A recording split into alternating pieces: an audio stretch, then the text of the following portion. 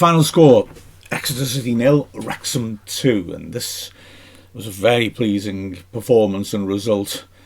I think we got a very clear insight here into what Phil Parkinson's looking to achieve in the latter stages of this season. He's put together a really hard-nosed, professional, experienced side, and they can dig in and get strong performances in matches like this. Exeter were in form, unbeaten in 6. 5 clean sheets out of 8 after reshaping their defence. Their defence was badly affected by injuries around Christmas and January, and they were in a horrible mess. In fact, the 8 games before they reshaped it, they let in an average of 3 goals a game. They've completely changed that defensive setup, and it's worked for them. But we came along and we overwhelmed them, in all honesty. We were too good. And we were solid as well in the way that we achieved it.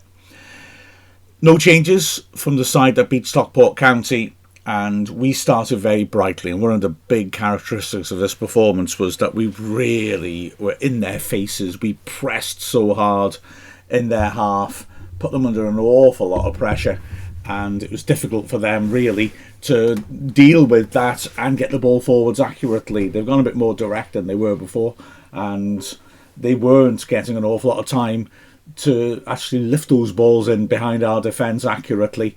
We were hassling and hurrying them, and we had the first chance of the match. Matty James had a really good game, and he put his mark on it in the first 10-15 minutes.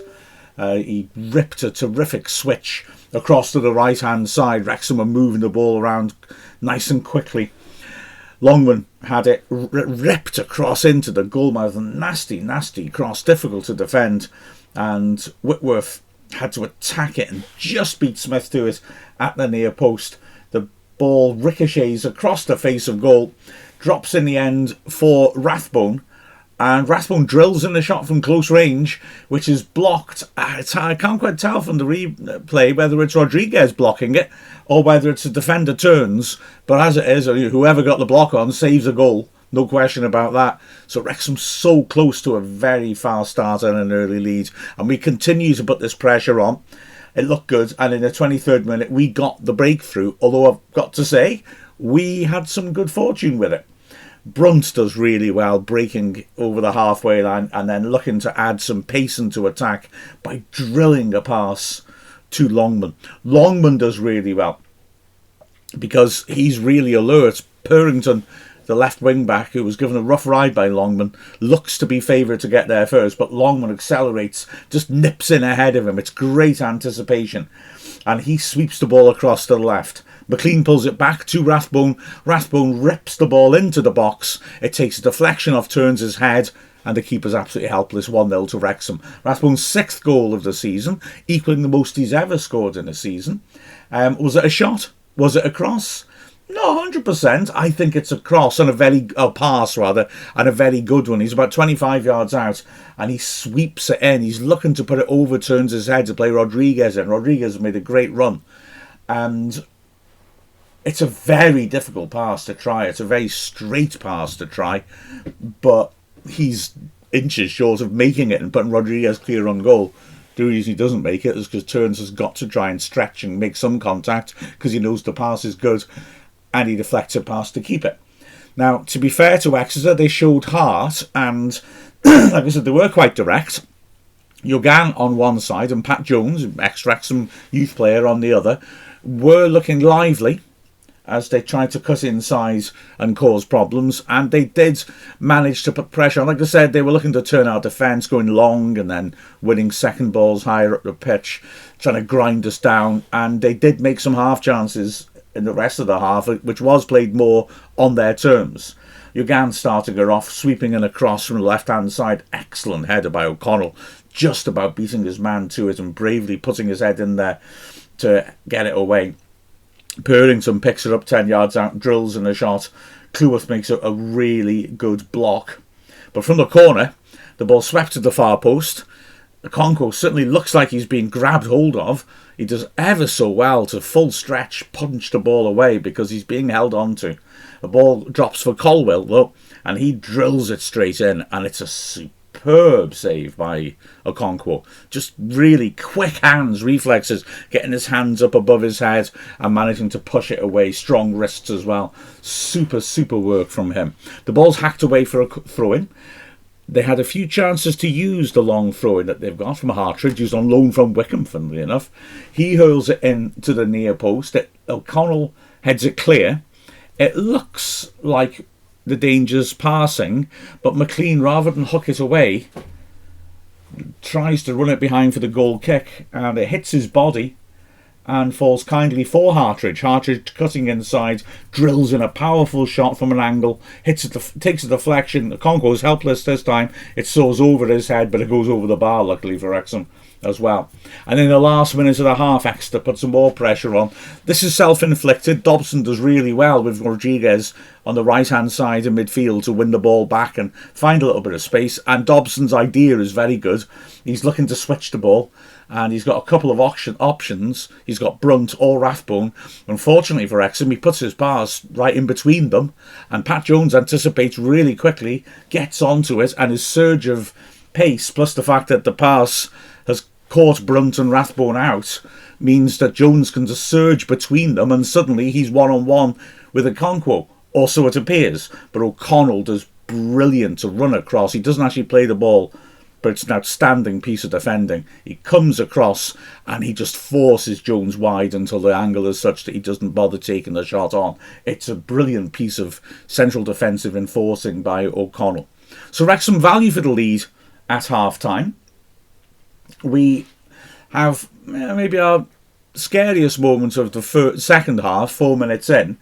It's Yogan on the left-hand side from a short corner, sweeping it into the box. Brunt does well twice to win headers in the goalmouth. He gets his head on a lot of set pieces.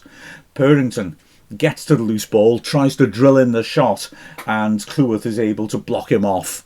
This is all happening in the box, a bit of a scramble, but then Wrexham break. Rodriguez picks up on the edge of the area, fabulous pass by him out wide to Smith, who accelerates down the flank, looks to drill it into the goalmouth, and Rodriguez has kept up with him. Great running by him, and luckily Smith's dangerous ball in is just beyond his reach, and McDonald, who's also tracked Rodriguez, is able to get back and make the intervention. But then we take a grip from this point onwards.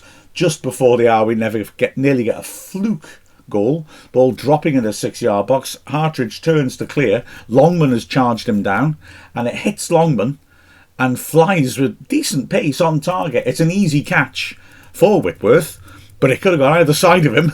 It was only about 6 yards out. It could have been a fluke goal. Anyway, Wrexham do get the breakthrough on the hour. It's controversial, but I've got to say, I think Exeter absolutely shoot themselves in the foot over this. I've got to say first, I said in the commentary, and I want to repeat it just to make the point, the build-up to it is exactly why Parkinson brought Longman, Smith and Rodriguez in, because the three of them combine beautifully. Longman on the right does really well to control the ball under pressure, not panic, and feed a good pass to Rodriguez. Beautiful first-time pass by Rodriguez. I mean, these two, it's just all about technique in this move. They both did ever so well. And Rodriguez, just a lovely punched first-time pass.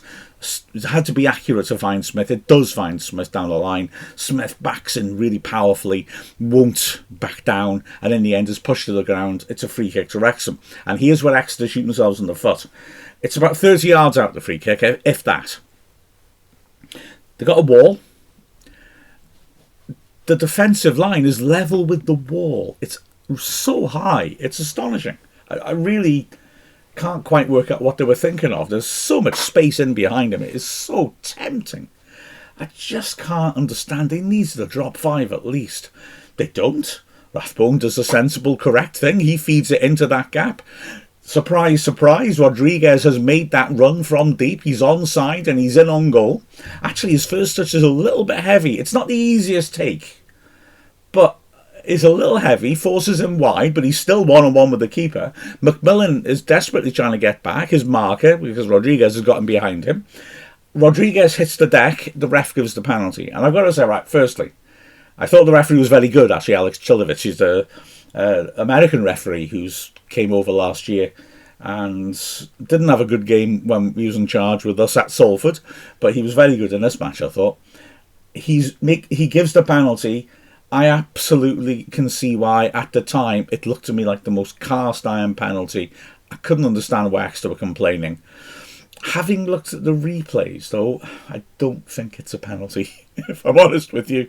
I'm not 100%, but I've been going through this frame by frame for quite a while just to try and exactly work out what was going on.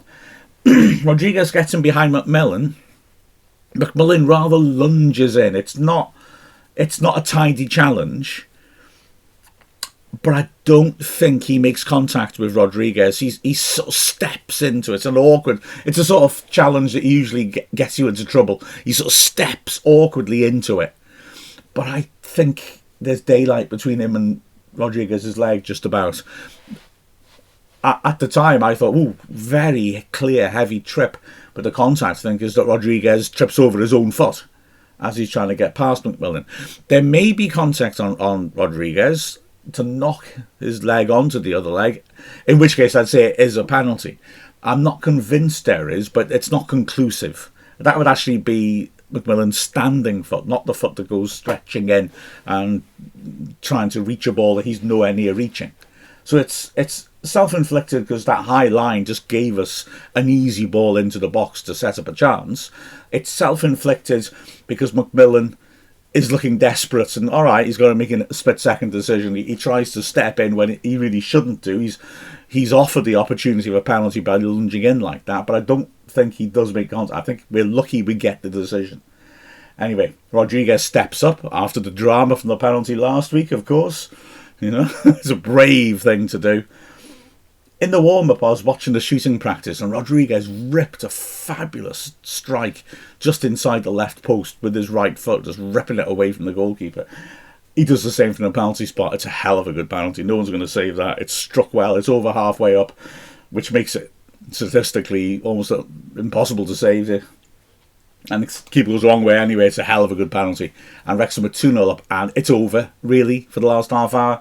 We look very comfortable. There's only one side looks like it's going to score, in all honesty, and it's us. Our defence is rock solid. And we are breaking forwards and we threaten to get the third. Stephen Fletcher comes on for Rodriguez with 18 minutes left. And he puts in a good performance up front as well. Longman stands a ball into the box. Smith flicking it on nicely. Fletcher keeps the ball moving edge of the area, feeds in Rathbone, and Rathbone drills in a shot which is saved sharply by Whitworth. Within a minute, another chance on the right hand side. Longman putting in a tremendous cross. Smith hurls himself at it and Whitworth just acrobatically manages to lunge and arrive first and pour the ball away. Spectacular piece of action. Great ball by Longman. Barnett comes on to replace Longman with 7 minutes left, and soon afterwards it's Fletcher on the left hand side. His first being pulled all over the place, but he brilliantly manages to wriggle between the two players who are grabbing hold of him. He's clear on goal, but it's an almost impossible angle, but he strikes it so cleanly and Whitworth is forced into the save. It's a lovely hit by Fletcher. And as we continue through into the last 10 minutes, it continues to be Wrexham putting on the pressure. McLean sweeping the ball in to the far post. Fletcher's able to retrieve the ball, brings it back. Rathbone on the corner of the box, left-hand side. There's such a crowd around him. He and Cleworth played the most fantastic 1-2. First time return ball by Cleworth is perfect. Rathbone takes the shot on, hits it first time across the keeper. Whitworth gets down well done to his left-hand side to save it. Elliot Lee comes on up front to relieve Sam Smith with 3 minutes left, and the last chance of the match comes to Wrexham. It's the ball from a corner swept in by Rathbone. Fletcher at the far post loses his man, but from 6 yards out, stretching, he just can't get on top of the header, and it goes over the bar. Wrexham win 2-0. Wrexham look convincing, and with the other sides around us winning as well, important that we didn't lose any ground. It's a big, big win. And now, okay, it's testing to go to Cambridge on Tuesday. 2 long trips in a row, but after that, there are no long trips. We'll have ticked off all the midweek matches, if you don't count the Easter weekend, which isn't really. We will have done all the long tracks, and we will be able to focus on just being ruthless in the running as we were last year with this experienced, hard-nosed squad, many of whom have already gone through a run-in successfully last year. Looking at the performances, Okonkwo, and by the way, his 31st clean sheet in 70 games for Wrexham. Woof. He's only letting 58 goals in 70 games, which is the best ratio of goals conceded per minute of any goalkeeper in Wrexham's history, going back to 1864, by the way. Not bad. And you can see why here. Totally confident and dominant in the air. That brilliant save after he'd been fouled, but still dealt with a cross. And his massive kicks actually asked quite a lot of questions of Exeter. Oh, the thing I forgot to mention, it was windy. It wasn't like super windy, knocking you over and forcing the team into their own penalty area windy.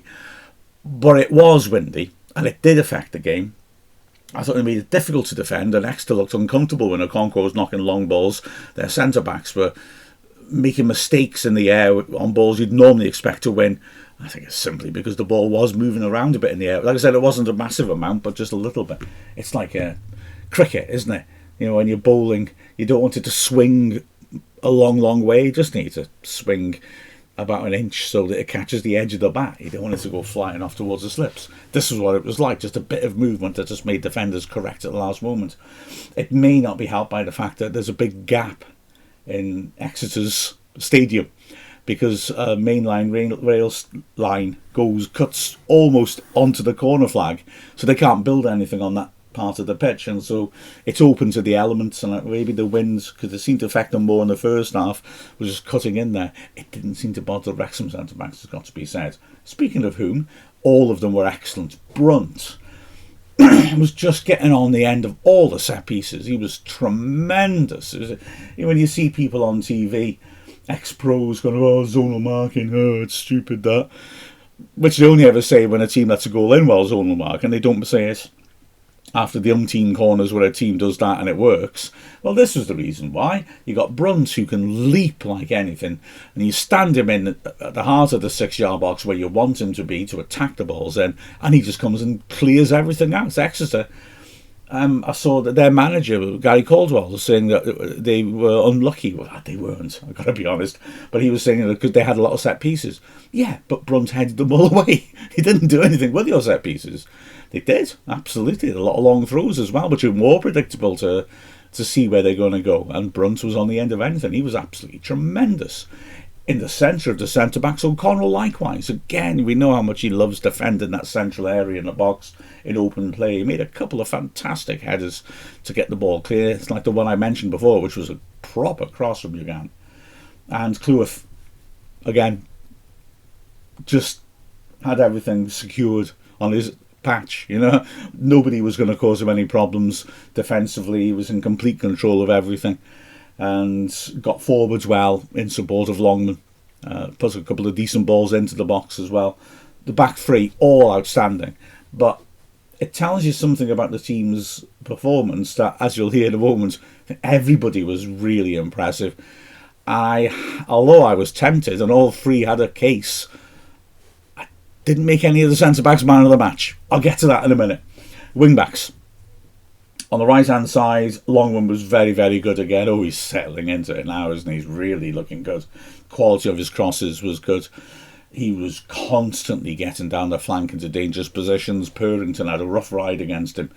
And as well, he does, as I've said before, he does look solid defensively. First match I wasn't so sure, but yeah, he knows what he's doing. A really good performance by Longman. So technically he's a good player. McLean, was that his best game of the season? Maybe not quite. There have been games where he's really hurt sides, isn't it? But this was a very impressive performance by McLean, I thought. He was rock solid. He took on the physical nature of the challenge really well. He was driving forwards. You know, Jones is a testing player to have on his flank, but he was really robust in how he dealt with him. And I was really impressed with McLean. He sort of summed up that strength in the performance, the resolve of the performance. And after his unpleasant experiences against Stockport, yeah, he's just got straight back in there. That's about professionalism. He was in control of his domain. Central midfield, that's where I've put the man of the match.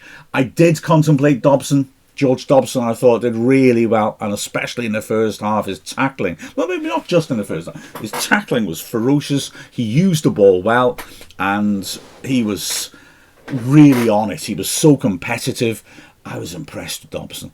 He made a big impact on the middle of the pitch, as did Rathbone, who was constantly busy, constantly driving forwards. It was a genuine goal threat, quite apart from his shot. And his pressing again with Smith. The two of them just trigger presses and everyone else piles in with it. And Wrexham's pressing was superb. Dobson played a big part in that as well. For me, man of the match, Matty James, though. I thought his quality on the ball was superb. It's just so fun watching him, just a little look up over his shoulder. Oh, yeah, just checking who's everywhere. Bang, bang, and bang, pings that early accurate pass. He was shifting the ball out, switching play. That's how the first goal starts up, as we're really sort of stretching. It was the opening chance, which nearly led to a goal, wasn't it, in the 3rd minute?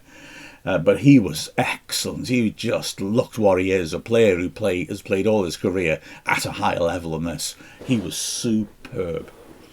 Up front, again, I thought I was really pleased with Rodriguez. He scores again, of course, but again, just his intelligence, little moments of technique, like the breakaway that he inspired and then Naylor got on the end of Smith's cross. There was an attempted pass, and he's done this a few times actually. There was an attempted pass in the first half, which was just astonishing. He had such a picture of the pitch. It came to him, he just instantly whipped the ball, looking to put Longman in round the back of the defence. Purrington was able to stretch and intercept. But Rodriguez, I mean, it's for me, a big part of what I like about Rodriguez is that he thought of it. Who's thinking of this idea? And yet he's, before it's arrived, thinking, I reckon Longman, if he's doing his job, Longman will be there. I'm just going to tear it at him. And if it got through, it would have been a pass of the season. He also played a lovely little no-look pass as well to set up a shooting opportunity. I enjoyed Rodriguez. I thought it was a good performance that he put in. I did say in the commentary, I would have been I know there's a game on Tuesday, and that's the most important thing.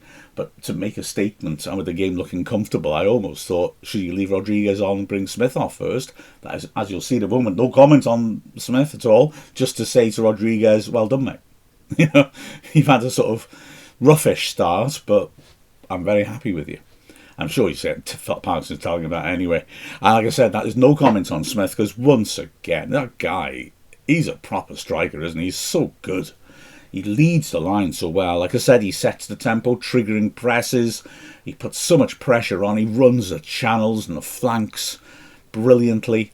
On another day, he'd have had a couple. He had a goal disallowed for offside, which he finished superbly. It did look well offside, mind.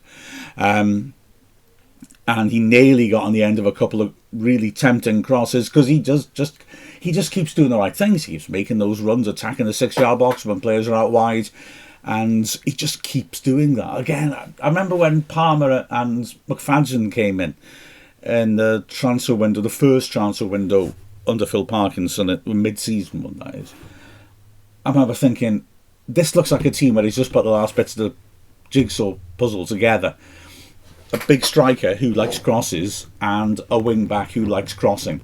And you could immediately see the first game together was against Boreham Wood in the trophy, and the two of them were terrific. McFadden ends up with an assist, Palmer ends up with a goal, and it looked good, and things slotted in. I feel the same a bit when you got Smith, who's very good at attacking the 6-yard box, and then we've got Longman, whose quality of delivery is very, very good. I like how we're set up. It's good. The subs, well, Lee didn't have much chance to do much, but he did actually work very hard and used the ball well. Barnett made some good defensive interventions. He didn't have long on the pitch either, to be fair, but he did that well. And Fletcher came on, and Fletcher gave us another fun cameo. His quality again, his technique when he struck that tight angle shot, it was so powerful. And luckily, no real angle, so it has to be pretty much at the keeper. But it was good effort, and yeah, his wriggle to get through to that, yeah, it was class once more. This was a really good all-round performance. As I said in the commentary, everybody was at least 7.5 out of 10. Great stuff. Big test on Tuesday. I know Cambridge are looking like they're going to be relegated, but they have been fighting hard against it. They're not going to give up. And they'll see this as a chance to get a famous win as well, won't they? So, yeah, big test for us. But this side is really digging deep and fighting, and equalled the record, I beg your pardon, I forgot. Equalled the club record for the most league clean sheets in a season. And there's still 8 games left. Good Lord. Not bad. I'm happy. The final score of Exeter City 0, Wrexham 2. I'm Mark Griffiths from Wrexham AFC.